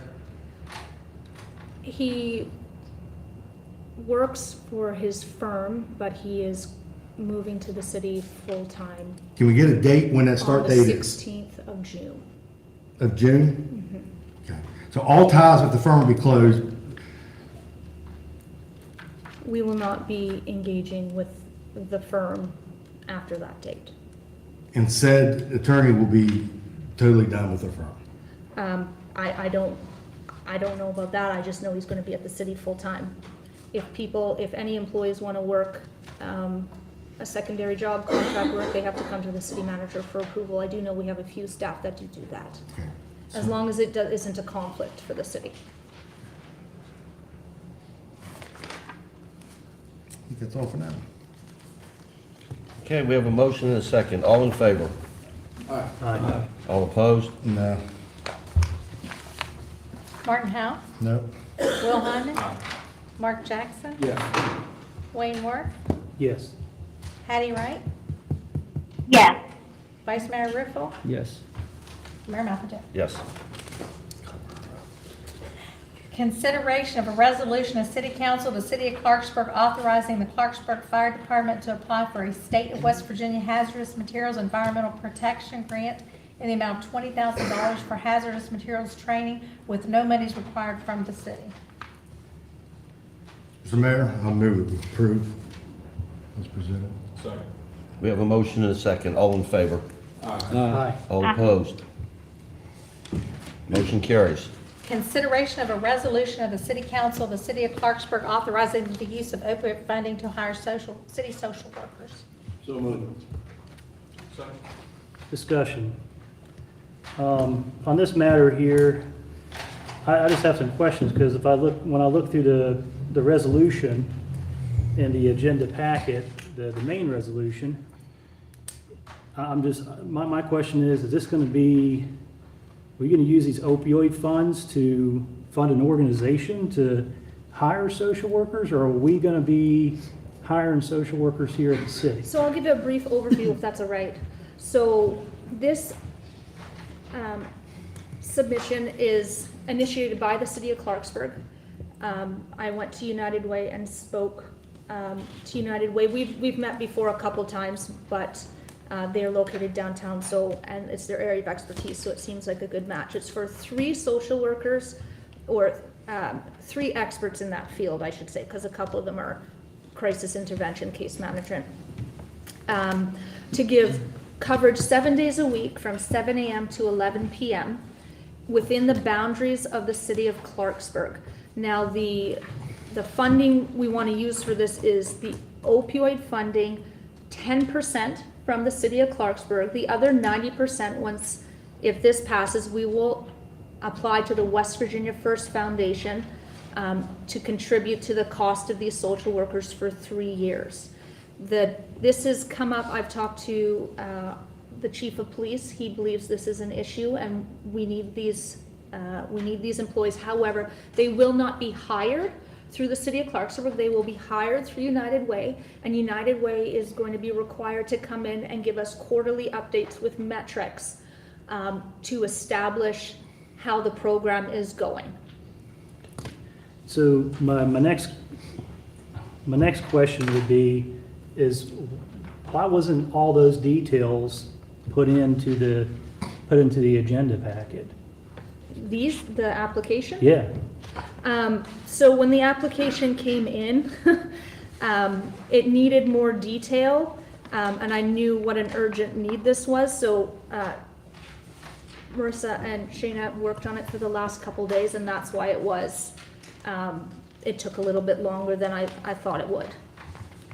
I just figured since we're voting on something so big like this, I think it's only fair for the other city council members to have. The 10% is 67,000. The other. Right, I understand. 600,000 we're going to be applying to the West Virginia First Foundation for. So there's no guarantee we're getting that 600,000? Nope, that's what this is for. Because if we propose to use the cost of this, it would take up our entire fund. Exactly. And I believe because the state has such a large fund, it needs to be stacked. But there's no guarantee? There's no guarantee. And if they deny it, then we'll have to come up with a different proposal that's more cost effective for our funding. And where will these 3 people be housed or working out of? They will be working out of United Way. But to ensure that there's transparency and accountability with the public, there will be they will have to come in and report at a council meeting quarterly with their results. Will you be involved in the hiring process at all? So I will not be hiring, but Chief Kitty, my suggestion was going to be to Chief Kitty to be involved in the hiring process because he has such intimate knowledge of what's needed for that. How will the communication process work between the police department and the social worker or the community care worker? So can I ask Marissa to come forward? She can explain that. Absolutely. All due respect, and go on with the mayor requested to, but to me, this is a prime example of why a work session is pertinent. I mean, what we're doing is we're going to discuss at length, it seems like, the purpose of what we're trying to do. And I don't object to it, but my point is, if we're going to have a lot of questions and then are asked to make a decision at the end of this discussion, I mean, I don't think we don't even have all the facts right now in the packet that we're considering. I think a work session with Chief Kitty, Marissa, yourself, and all the stakeholders in it to be at the table and discuss it more in depth. I think it is more prudent, makes more sense to be able to move this forward. You suggesting we table it? Well, that was on my note to do, but the motion was made. And I just want to echo what Councilman Howell said. I mean, looking at the agenda and looking at just the agenda packet and the resolution, the full resolution, it doesn't even mention, how much we're going to allocate or whether or not the United Way was going to present. So the thing is, I mean, don't you think it's out of order for them to present on something where they're not even on the agenda or even part of the resolution? No, because the topic's on the agenda. Okay, the topic's on the agenda, but the topic is just it says use of opioid, authorizing use of opioid funded to hire city social workers. Which we're not hiring. We don't know whether, I mean, initially, before we got this packet right here, we didn't even know whether or not it was going to be, whether it was going to be United Way or the city of Clarksburg hiring these social workers. Well, I spoke to you earlier in the week, explained it all to you. I get it, but I don't think the rest of council, it was explained to them, and it has to, and I believe it has to be in writing. So I'm going to make a motion to table this, for a July work session to discuss this further. And that's fine. If council wants to table it, that's fine too. Well, that's my motion on the floor. I included everything in their package. Everybody's can look over it. I just think that's only fair, if people get a chance to look over it, and if there are any questions, they could be answered by, by the United Way and city staff. So we can move on. We have a motion to table it. All in favor? Aye. All opposed? Motion carries to table it. Sorry, Bruce. Consideration of award a bid for demolition and/or asbestos abatement of structures located at 110 Kelly Street, 403 Davis Street, 1221 Penn Street, 1305 North 25th Street, 1332 North 19th Street, 1403 Hamel Avenue, and 1415 Barland Avenue being contract 1. I just had a quick question on there. In the package, there was only one bid received. Is that correct? That's correct. That's correct? Okay. I'll make a motion for Reclaim Company LLC for Fairmont, $47,000 for contract 1. Second. We have a motion and a second. All in favor? Aye. All opposed? Motion carries. Consideration of award a bid for demolition and/or asbestos abatement of structures located at 407 South 2nd Street, 410 Clay Street, 724 Milford Street, 743, 745 Locust Street, and 1205 North 17th Street being contract number 2. And again, similar question, but this one is all of these structures are for asbestos and demolition? That's correct. Correct? The Okay. Public Works Department will do contract 1, so that the initial reading was for just the abatement of those structures, and contract 2 is abatement and demolition. I'll move to award contract number 2 in the amount of $53,083.40 to Enviro Clean, Clarksburg. Second. We have a motion and a second. All in favor? Aye. All opposed? Motion carries. Consideration of award a bid for demolition and/or asbestos abatement of structure located at 535 Horner Avenue, contract 3. Question again. So on the bid tabs, we do have that we were presented, Blue Gold Development obviously was the low bidder 24/7, but it does say they withdrew the bid. Do we keep their bid bond? They looked at a wrong photo on the map, so it was a house that they bid instead of the actual property. And it was significantly lower. Sometimes that's called oopsie. Yeah, it's called not doing your due diligence. We knew something was wrong as So- soon as it came in. All right, so this, asbestos abatement by the next company then, and demolition. This one here did not have asbestos testing done. The whole entire structure is being treated as hot because it's the fire burn. Okay. We did allow an amendment to the contract.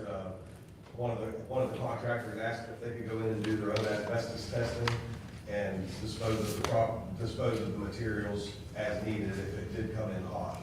So in the amendment, we put that any contractor had that option to do that, but as it was bid as, the whole entire thing was asbestos contained. But they all were provided that equal opportunity to do that? Yes. Okay. All right. In that case, I'll go ahead and make a motion to award contract number 3 to EnviroClean for $164,550 from Clarksburg. Second. We have a motion and a second. All in favor? Aye. All opposed? Motion carries. Consideration of the contribution of $1,000 to lodge 78 FOP for the state FOP conference to be held June 9th through June 12th, 2020. Oh, I'm sorry. Okay. Consideration Annette of- wants to get out of here, as you can tell. She's skipping over every other one here. Moving right along. Consideration of the award of bid for the placement of a 2-foot cap on CD site to finalize the closing thereof. So my question there, for that C&D site, is that, which C&D site is this one? That's CD site 3? 3. 3 needs to be closed before 4 can be done. Otherwise, we can't correct. start dumping the material from the demo houses until this one's closed. Correct. So 4 has been approved by the DEP, new site, excavated out, ready to go? It hasn't been excavated out yet. Some of the work has been done, but there's certain parts of it we can't do until. This is- CD site's- Where is site number 4 located? I'm not 100% certain on that, Mr. Howe. We just recently started, and I haven't got up to speed on it. I know that it's on the same property as CD site 3. All right, I'll move, we award that closure, final closure, 2-foot cap to, I believe, the Dirt Doctor in Belington. Dirt Doctor. And not to exceed $33,700. Second. We have a motion and a second. All in favor? Aye. All opposed? Motion carries. Now, Okay, consideration of the contribution of $1,000 to lodge 78 FOP for the state FOP conference to be held June 9th through June 12th, 2024. Is that So conference here? It's in Bridgeport. Bridgeport. So moved. It's a request from Sheriff Matheny. Discussion on it. I urge passage of this. Matter of fact, our sergeant and our police officer of the year here from Clarksburg, Sergeant Moore, is president of the local FOP. And we get to have the state convention here in Harrison County. And I think it's just any kind of support we can, to support their efforts and support law enforcement, I think would be definitely appreciated, so. I would like to make a request that if anybody is available on Monday, if they would please attend. I cannot be there. I was asked to be there and I cannot. So if somebody from city council can be there representing the city, I'd really appreciate that. Okay, we have a motion and a second. All in favor? Aye. All opposed? Aye. Motion carries. Consideration of the appointment of Gene Hardesty to the Clarksburg Harrison Public Library Board. Mr. Mayor, it'd be my honor to move that Ms. Jean Hardesty be appointed to the Harrison County Library, Clarksburg Harrison Public Library Board. We have a motion and a second. All in favor? Aye. All opposed? Motion carries. Consideration of rescheduling the July 4th regular council meeting due to the holiday to Monday, July 8th. So move. We have a motion and a second. All in favor? Aye. All opposed? Motion carries. Consideration of land purchases, and I can probably roll these two into one. Yes, And consideration of performance review for city manager. yes. Pursuant to Chapter 6, Article 9A, Section 4 of the West Virginia Code. Excuse me. You wanna do council We're gonna comments do council comments first, Oh, because we could be Why back does there there- a long time. well, I didn't want to hear your guys' comments. No, I'm just kidding. That's $200 fine. Handcuffs, please, chief. Okay, Hattie, you have anything you want to say? Miss Wright, sorry. Oh, I'd like to thank everyone for their time this evening. I know it was a full agenda, and sorry I couldn't be there, but I was the phone. And I hope everyone has a great weekend. Thank you. Thank you, Ms. Wright. Do you want to be called for the executive session? Yes, you can call me. Okay, I'm going to go ahead and disconnect with you right now for the council comments to give you a minute to refresh, and then I'll call you back for the executive session. Okay, thank you. Bye-bye.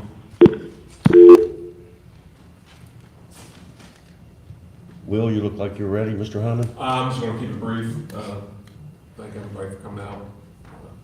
Want to thank Ms. Fell for the detailed year review, and we'll do it again next time. Mr. Jackson? I would just like to say, thank you again to everyone for coming out. Thank you to City Manager Fell and to the city team for the work that you put in last year. And I also want to say thank you to all the voters who put your confidence in me to represent you again this next 4 years. Thank you. Thank you, Mr. Jackson. Mr. Howe? Yes, if I could just get a copy of the lottery machine ordinance that is in place now, because I think it was amended in 2019 or 20, somewhere in that time frame. I just wanted to read it. A couple people called me about it. And then also, I did receive an email from a gentleman that has emailed 3 times with three phone calls as well. Has gotten no response from the city attorney. If we could have him respond, it'd probably be appropriate, since it's been crickets. And I'd like to thank everybody for coming out. Councilman Moore? Yeah, I'd like to thank everyone for coming out. If we could look into the whole speed hump issue on Buchanan Avenue. And then also,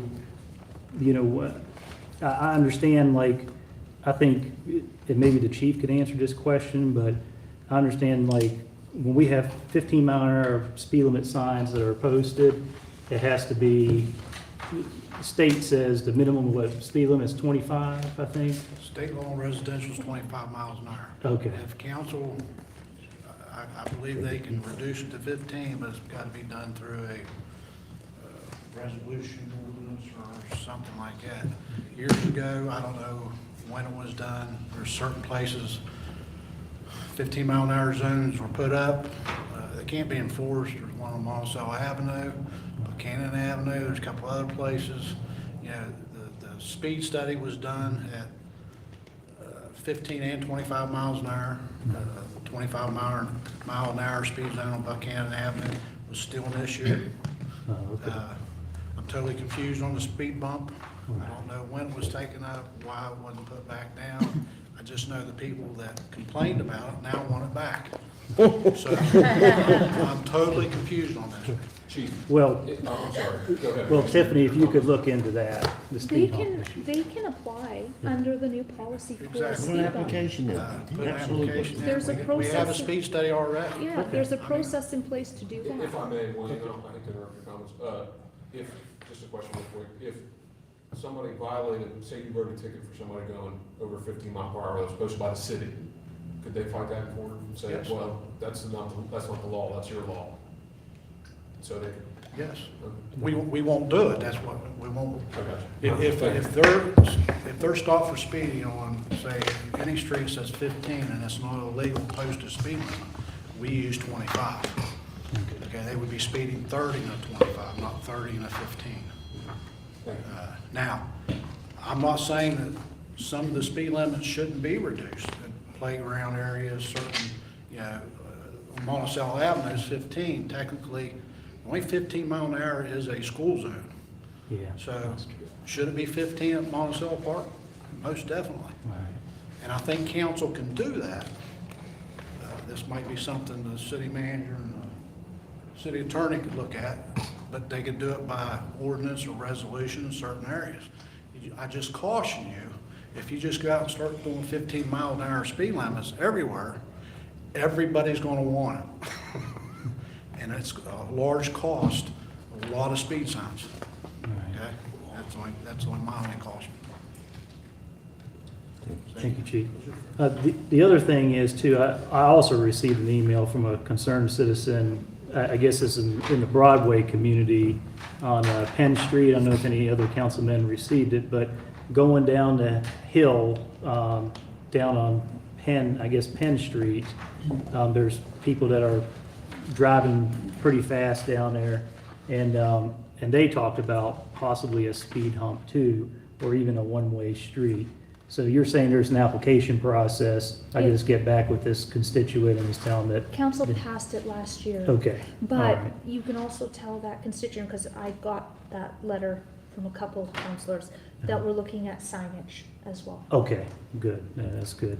The other thing that I had, I appreciate your city manager year in review. That was a pretty stellar review. That was really good. And I appreciate, I mean, the fire departments and the police departments, I talk up all the time. I mean, we have some of the best police and fire departments in the county, I tell you, for the amount of calls that we get here.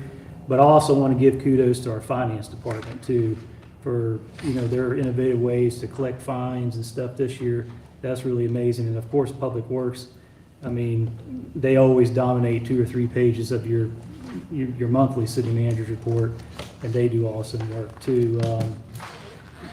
The other question I had when it came to the property, the property on the corner of 3rd Street and West Pike, moving to the land bank. Now, once the land bank approves a redevelopment plan, does that have to be passed through council?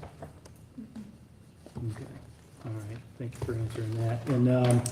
And on the budget, I would like, when we do have that work session, in July, to know why some of the salaries that are being compensated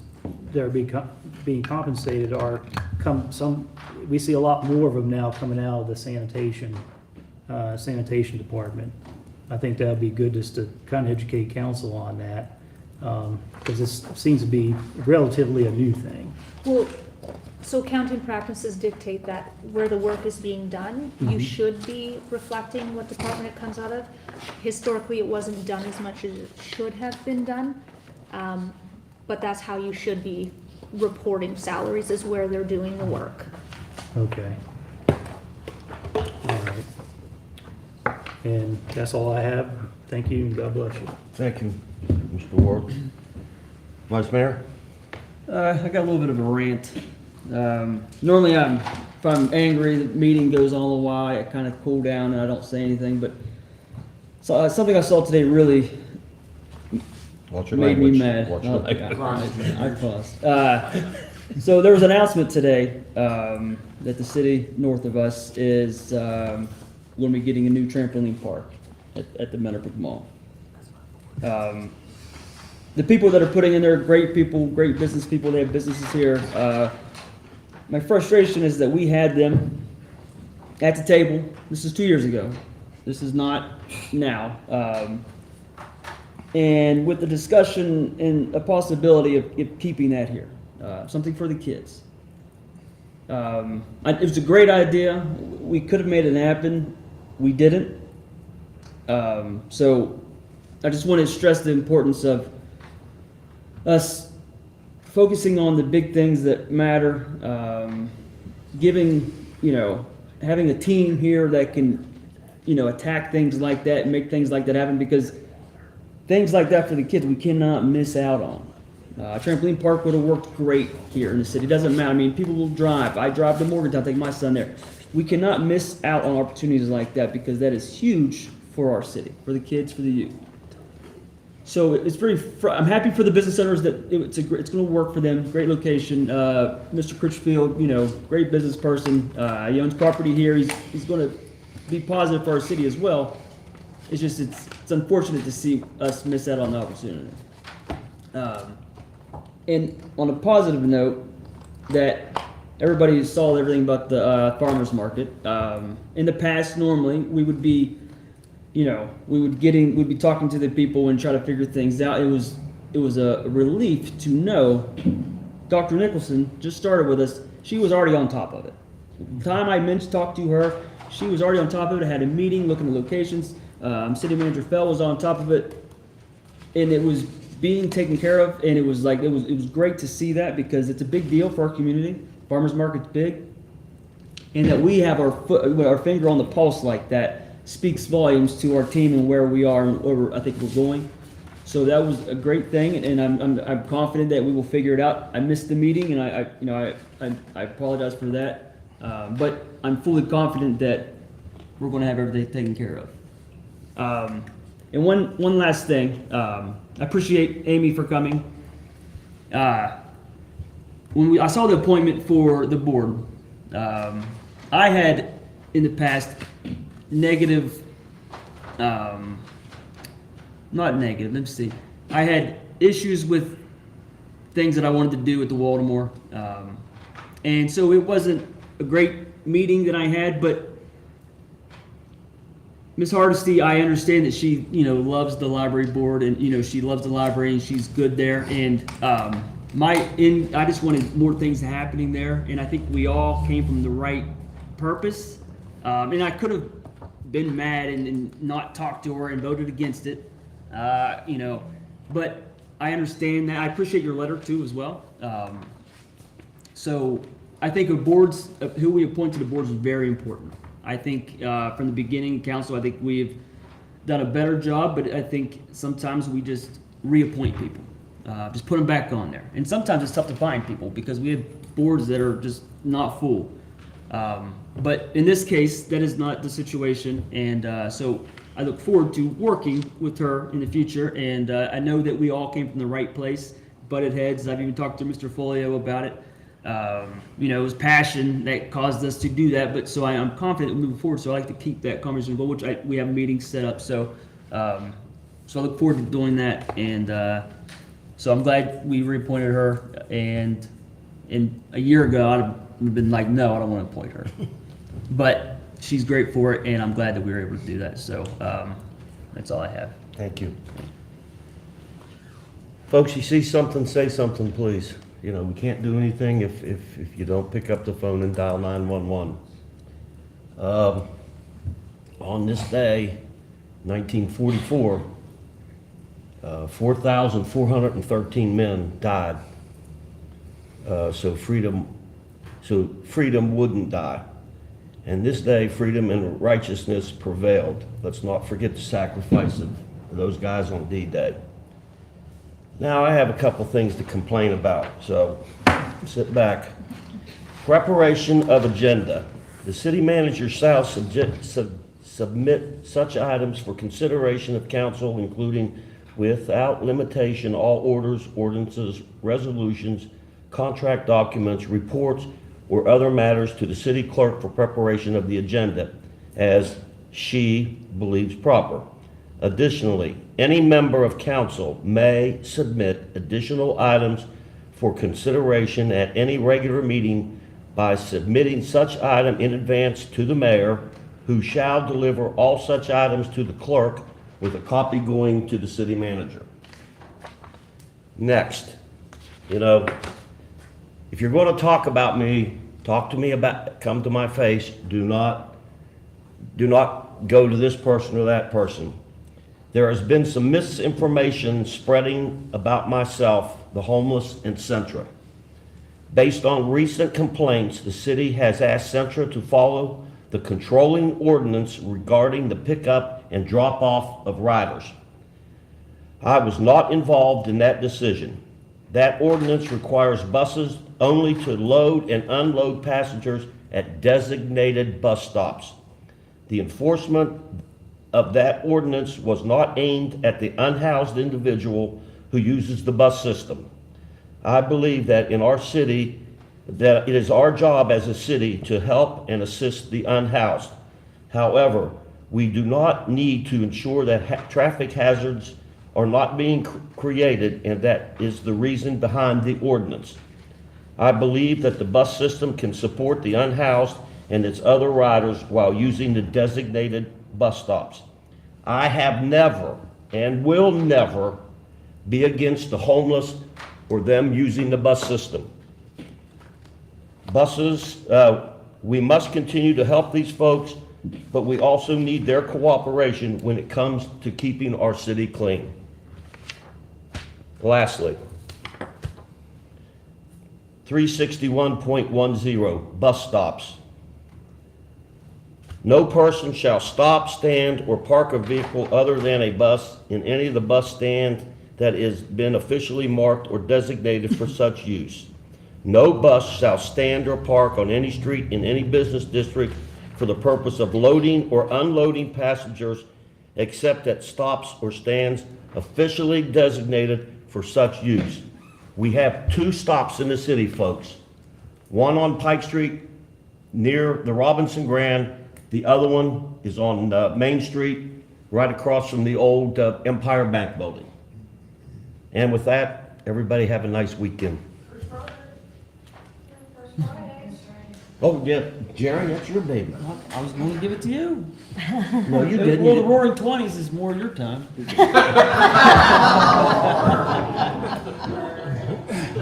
That's another $200. Read your thing, Jerry, before I get mad and throw this gavel at you.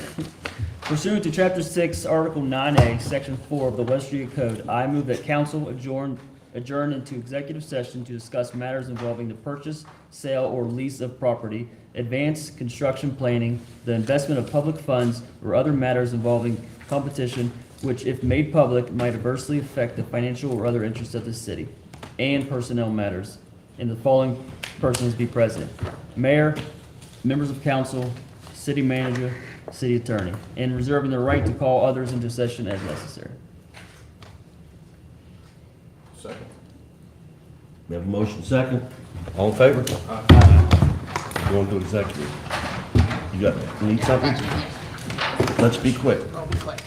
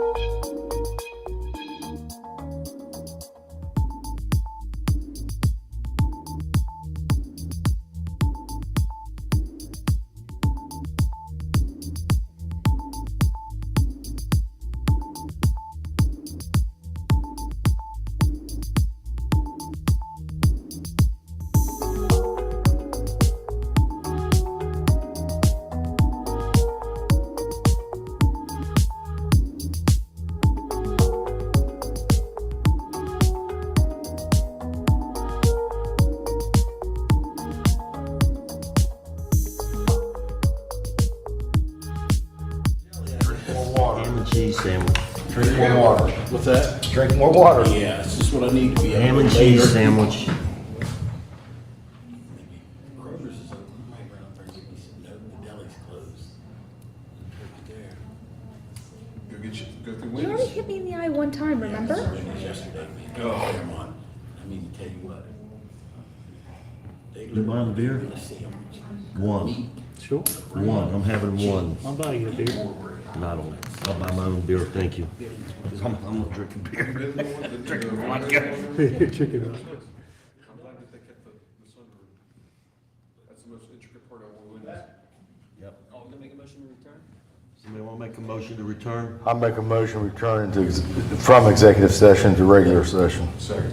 at 10:07. 10:07. All right, I make a motion to. You can read short. Oh, I'm sorry, we gotta vote, yeah. All in favor? All opposed?